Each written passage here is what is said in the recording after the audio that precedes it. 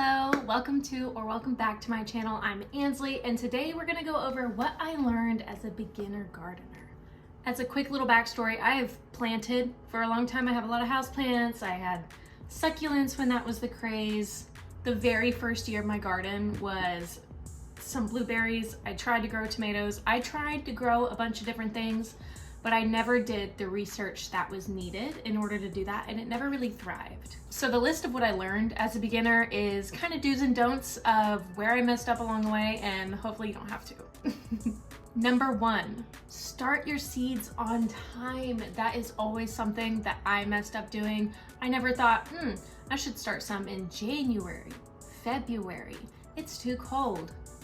If you're starting from seed, there are some you need to go ahead and start right now if it is January or February. Now I am in zone 7B. I'm in a little bit of a warmer climate, so it might be a little different for you. You can look that up. I'll put the link to the Farmer's Almanac below. And if you don't start your seeds on time, go to a nursery and buy some. Don't start super late like I've always done. I was trying to start cauliflower seeds in April or May. And you know, the plant grew, but I never got cauliflower out of it because I started too late. So if you start too late, just go buy the plant at a nursery. And if you don't want to do that, you got to start your seeds early. Now, when I start my seeds, I don't have a big grow light. I don't have the big metal shelves that some people tend to have.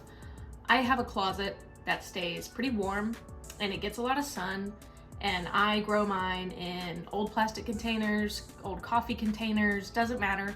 I reuse my soil. That way I can just get them started. Would I like a better system for it eventually? Yes, I would.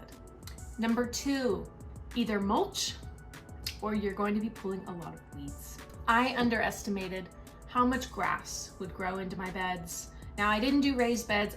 We literally laid wood in a rectangle on the ground. I told myself I'll be out there, I'll be pulling weeds, I'll be pulling the grass out.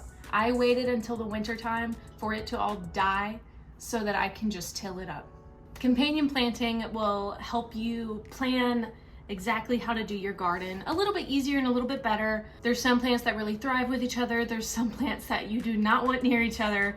Some good companions would be broccoli with cauliflower, with carrot, corn and beans, cucumbers and tomatoes. There's a lot of different combinations. I'll also put a little resource to that in the description so that you can go look.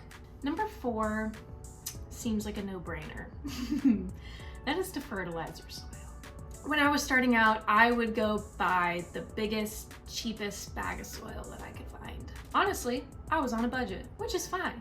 But I don't know why I expected my plants to grow a lot and produce a lot if I'm not feeding them or fertilizing them. Sun and water can do wonderful things, but they need some nutrients. They need some fertilizer. I did do some organic forms where I did the banana water. I grinded up eggshells. I used coffee grounds in my blueberry bushes. They do like acidity, so that one was good. I still will do that. But I need to make sure to get a fertilizer or a more nutrient-rich soil this year. Finally, the last thing is if something doesn't grow well or grow at all, just try again. It's fine. When I looked up how to grow Brussels sprouts in my area, it said, don't try. It's very difficult. And you know what I did try? And they didn't grow. I've tried to grow tomatoes multiple times. I've tried to grow watermelon multiple times, and I'm going to keep trying.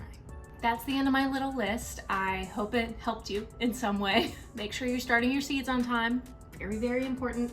And thank you so much for watching. I know it was a short one, but the list can only be so long.